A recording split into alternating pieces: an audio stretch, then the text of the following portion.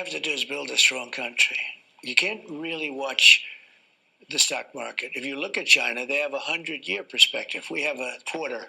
We go by quarters. That's true. And you can't go by that. I know it says we're going to take in hundreds of billions of dollars in tariffs, and we're going to become so rich, you're not going to know where to spend all that money. I'm telling you, you just watch. We're going to have jobs. We're going to have open factories. It's going to be great. Who knows? Maybe we'll pay off our $35 trillion, hand them a little crypto check, right? We'll hand them a little Bitcoin and wipe out our $35 trillion. I love the strategy. I want to applaud David Sachs for the job that he's done in terms of organizing the administration, going to the Congress and talking to the Congress about the ideas around Bitcoin and stablecoin legislation. And I think if you read through the executive order, there's a lot of meat in there for Bitcoiners. The problem with Bitcoiners, unfortunately, they've been beaten down over the last 4 or 5 years. And so the expectations were very high that the Trump administration would just come in, turn on a switch, and they would have this halcyon era. I think what David Sachs has done, frankly, is brilliant because he's trying to create a bipartisan commitment and a bipartisan understanding to digital assets and the space of digital assets in the United States. So the trading is sloppy right now, but I think if you look forward over the next 3 to 6 months, you'll see a lot more institutional buying.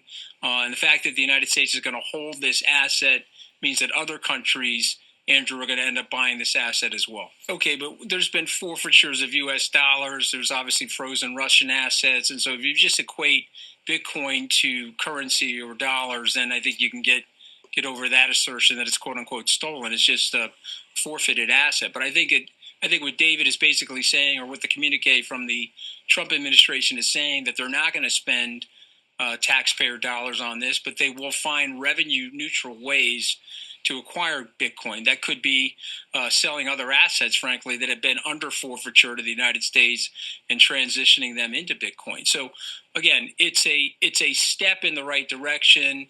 And I think it's very, very important. If you think about the assets that are in our strategic reserve, they're nonpartisan. I don't think there's a debate in the Congress about holding gold or holding oil or some of the rare earth minerals or even some of the medical supplies, frankly, that the U.S. holds in its strategic reserve.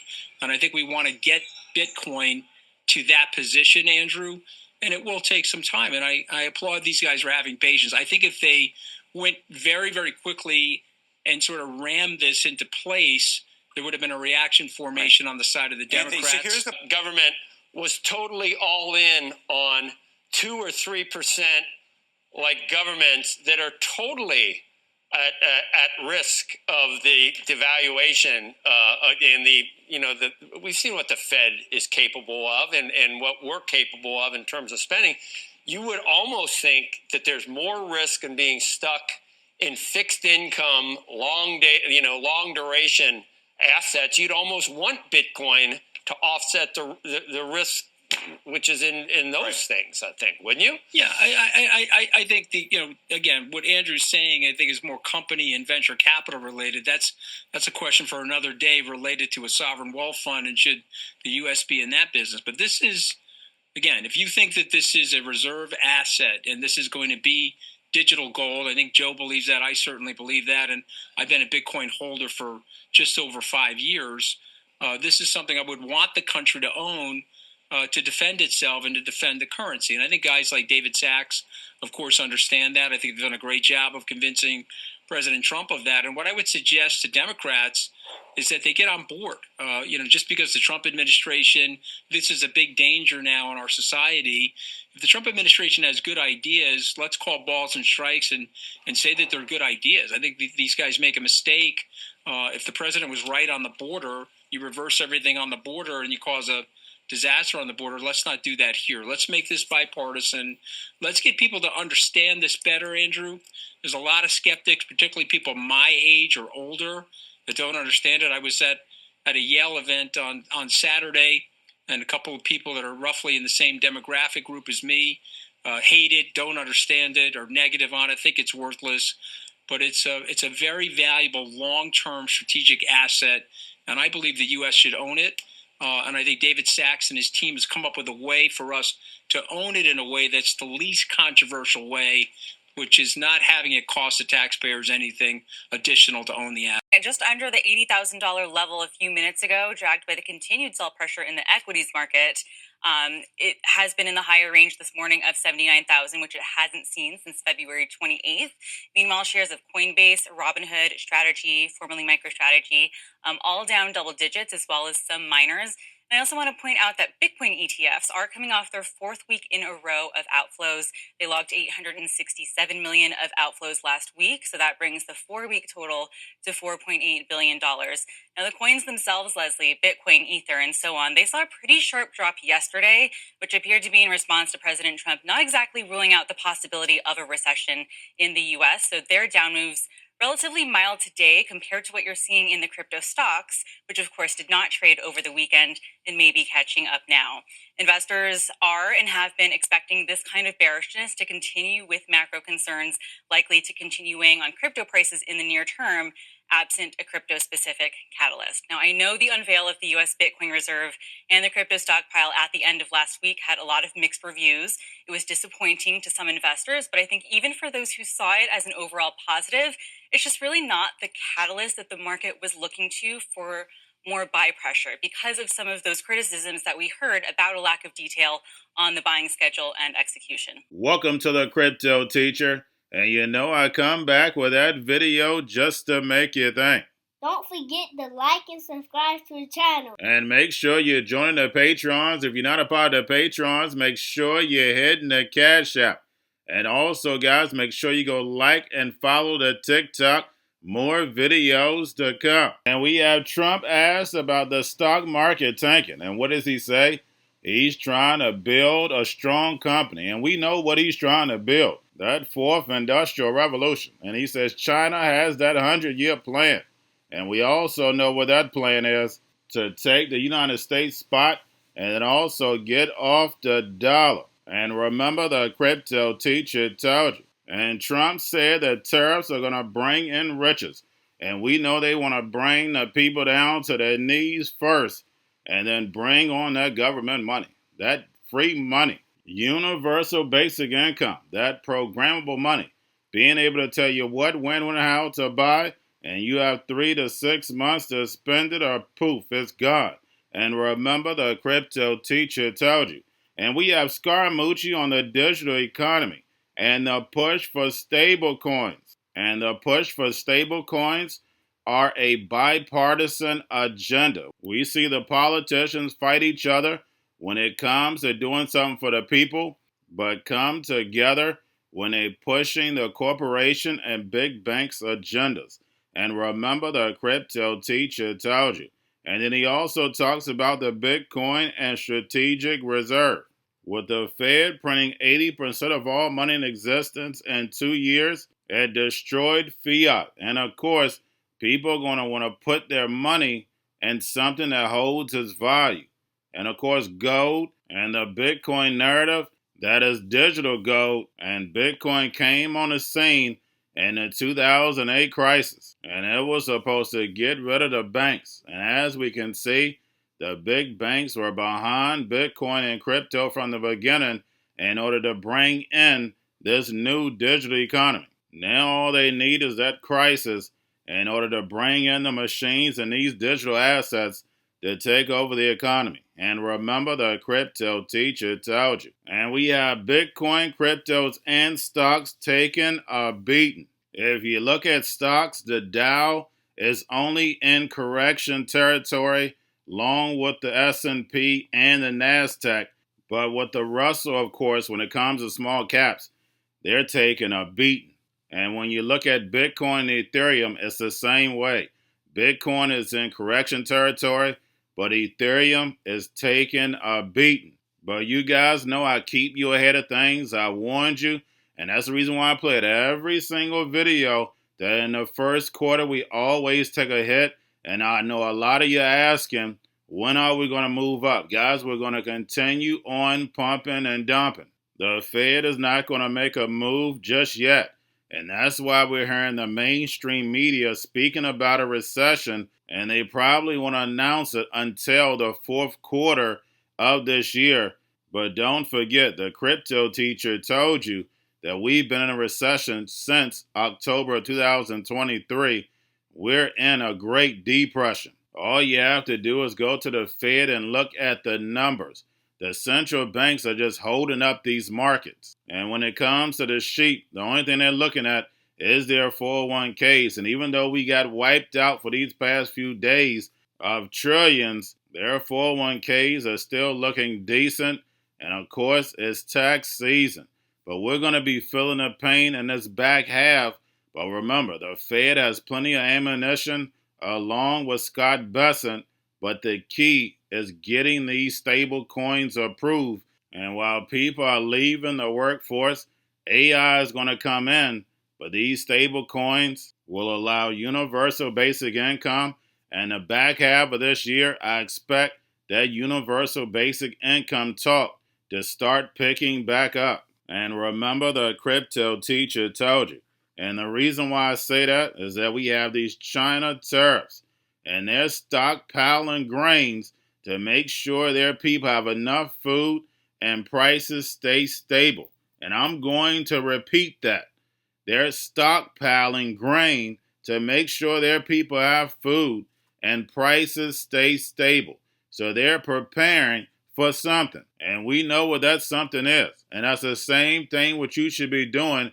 Definitely preparing. Staying in the lab. And remember, the crypto teacher told you. And we have Larry Fink on the Panama Canal ports. Said they will have a total of 100 ports. One private company, guys, owning 100 ports. Can you imagine what they're bringing in here? And then on top of it, can control the costs. You can't make this stuff up. But guys, we know the banks are the biggest what? I'll let you finish that. And we have Elon talking about X's massive cyber attack this morning. And says there was an IP address from Ukraine. Yes, guys, you can't make this stuff up.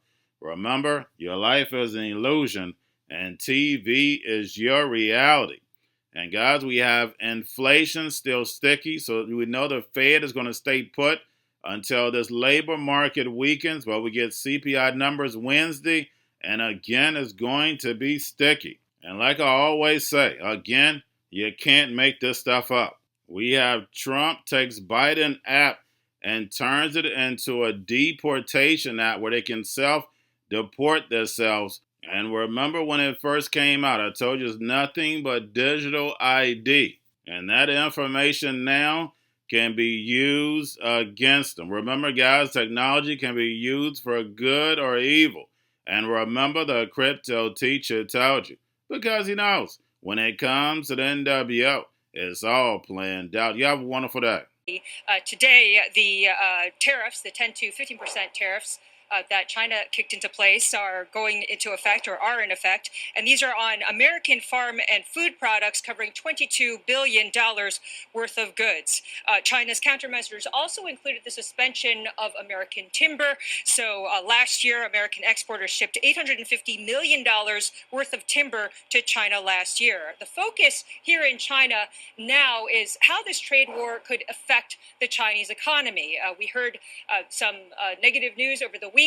The economy is still showing signs of weakness. The consumer prices for February dropped at its fastest pace in 13 months. This reversed an increase and also missed expectations. At the ongoing National People's Congress, policymakers have been indicating that they are looking to prepare for a trade war, especially when it comes to food. The authorities here raised the grain output target for the year, as well as the budget target for stockpiling it, and that suggests that the authorities here want to make sure that the country has enough food and that food prices are stabilized. Now, meanwhile, Chinese exporters, as well as their U.S. counterparts, are trying to figure out who pays for all the tariffs. For example, I spoke to two suppliers who said that their customer, Walmart, has been putting more pressure on them to take on all the costs. And they've been telling me that it's just so difficult, if not impossible, for them to take on a now 20% tariff. They said this is on top of the Trump 1.0 tariffs. And then one of them, at least, is eyeing on Wednesday the steel and aluminum tariffs. That BlackRock had bought the Panama Canal I think you've tried to correct that impression. From our estimates, Hutchison was trading at 30% of book. And they decided, after much deliberation, to see what the market would take related to selling their 44 ports in 32 countries. I mean, there's 6 of the ports are in the Suez Canal. No one ever mentions that one, or all the other ports that are around there. 6 just in the Suez Canal. Yeah. But through through GIP, which is a company we bought last year, there was a partnership between GIP, BlackRock, and the largest shipping company in the world. And they own a port company called Till. We had the most strategic, I would say, partnership to build this out. And through this acquisition, we are going to have 100 ports in our portfolio. And we look at this as a real milestone and a real opportunity. Unfortunately, the far left and the far right didn't mention that we bought 44 ports. They mentioned we bought 2. And so the total consideration, I would say the 2 ports in Panama represent about 4% of the total consideration value of that transaction. But that's another great example of private capital coming there. The amount of demand that we have heard from our LPs, our co-investors across the board, I believe we probably could syndicate this about 3 times. Are ports a good business? It's a great, stable business. If you believe that the world can grow at 2 or 3%, maybe 3.5% a year, that means even with tariffs and other things, it means the ports are going to be quite active. And John, if you're having issues on X today, perhaps you are at home. I certainly have been today. Apparently there is an outage, and Elon Musk now says that a foreign actor might be responsible for this. This is what he wrote. He says there still is a massive cyber attack against X. We get attacked every day, but this was done with a lot of resources, either a large coordinated group and or a country is involved. So some serious allegations there from the owner of X. Musk will be on Fox Business later on this afternoon with Larry Kudlow, hopefully with an update on what is happening there. There was a cyber attack on X today, which shut it down and may have been foreign sourced. Yes. It's a big story. You want to give us a moment on that? Well, we're not sure exactly what happened, but there was a massive cyber attack to try to bring down the X system. With IP addresses originating in the Ukraine area. Inflation expectations in the New York Fed survey of consumer expectations were unchanged but remained elevated. An app for illegal immigrants, giving those in the U.S. illegally an incentive to cooperate. And Bill Mallusian is live in L.A. with more. Hi, Bill. Dana, good morning to you. So this is pretty remarkable. The Trump administration has taken that controversial CBP-1 cell phone app for migrants that the Biden administration was using, and they've repurposed it into a self-deportation app that is officially launching today. And we're getting an exclusive first look at it. Take a look. The app is now called CBP Home. It allows illegal aliens in the U.S. to register to self-deport. They fill out biographical information, including their countries of citizenship, which country they plan to return to, their alien registration numbers, their contact information, and it allows them to upload photos of themselves to confirm their identity. All of it is then submitted to CBP, and they leave the country. Now, you might be asking yourself, well, why would an illegal immigrant want to self-deport? Well, DHS says if they leave now, they will have the opportunity to return to the U.S. legally in the future and chase the American dream. But if they don't leave, they will be found, arrested, detained, and deported with a permanent ban on entry into the United States. In a statement to Fox News, DHS Secretary Kristi Noem said in part, quote, the Biden administration exploited the CBP-1 app to allow more than 1 million aliens to illegally enter the United States. With the launching of the CBP Home app, we are restoring integrity to our immigration system. If they don't self-deport, we will find them, deport them, and they will never return. The Biden administration's use of the CBP-1 app allowed more than 40,000 migrants to come into the U.S. at a port of entry every single month. That totaled nearly 1 million migrants by the end of his presidency. President Trump terminated that app immediately upon taking office, leading to scenes like this, showing migrants dismayed at the border on the day of his inauguration as they learned their CBP-1 appointments were canceled and were never coming back. And DHS tells me that any migrants who had that CBP-1 app on their phone will see it automatically update to this new self-deportation app starting today, and DHS can also use the data from the prior CBP-1 registrations to track migrants for removal. So in a nutshell, Dana, Trump just took Biden's program, which was bringing migrants in, and has now totally repurposed it to get them out. Going to a different economy, and we're going to be learning more about that as we go, but clearly we're learning that things can be done from remote locations. We're learning that technology can replace people even more than we thought. We're not going back to the same economy. We're recovering, but to a different economy, and it'll be one that is more leveraged to technology. And I worry that that is going to make it even more difficult than it was for many workers.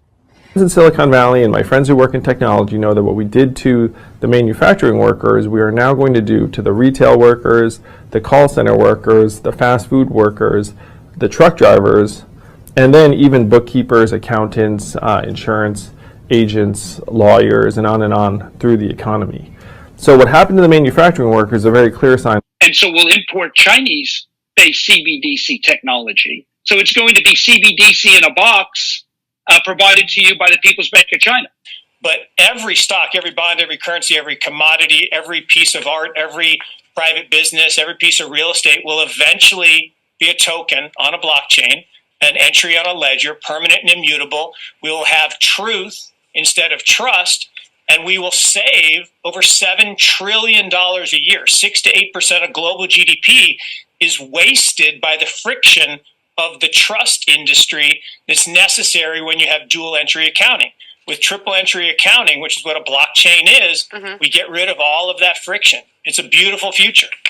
Like what you see in China and their social credit scoring systems, right? If we get identity wrong, it could be a tool to enslave humanity. And if we get it right, it could be a tool to liberate humanity. And as an American, I'm obviously rooting for the one that's on the side of freedom. Bitcoin is an international asset. And also, I do believe the role of crypto is, it's digitizing gold. I actually believe this technology is going to be very important. Look at it. We have been part of the huge revolution in investing through ETFs.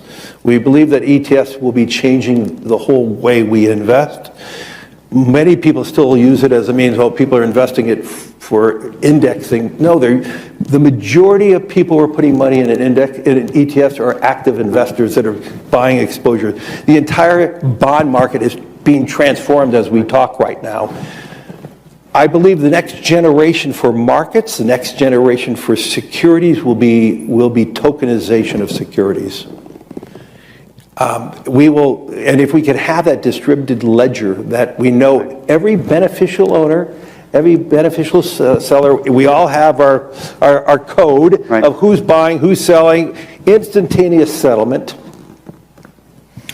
And think about it, it changes the whole ecosystem. Chinese bank ICBC has been hit by a ransomware attack, and the U.S. Treasury market, as a result of that, has been disrupted. This, according to the Financial Times. We're getting at more right now with Bloomberg's Shonali Bassick. Shonali, what do we know? Listen, we have the Financial Times now reporting that ICBC, one of China's largest banks here, was hit with a ransomware attack. And remember,